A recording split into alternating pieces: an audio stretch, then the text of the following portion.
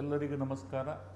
ಕರ್ನಾಟಕ ರಾಜ್ಯ ಮುಕ್ತ ವಿಶ್ವವಿದ್ಯಾಲಯದಲ್ಲಿ ಉದ್ಯೋಗ ಮೇಳವನ್ನು ಉದ್ಯೋಗ ಘಟಕ ಮತ್ತು ಸಿಕಾ ವತಿಯಿಂದ ಮತ್ತು ಕರ್ನಾಟಕ ಸರ್ಕಾರದ ವತಿಯಿಂದ ನಮ್ಮಲ್ಲಿ ಕರ್ನಾಟಕ ರಾಜ್ಯ ಮುಕ್ತ ವಿಶ್ವವಿದ್ಯಾಲಯದಲ್ಲಿ ಉದ್ಯೋಗ ಮೇಳವನ್ನು 2020-25ರಲ್ಲಿ ನಡೆಯಲಿದೆ.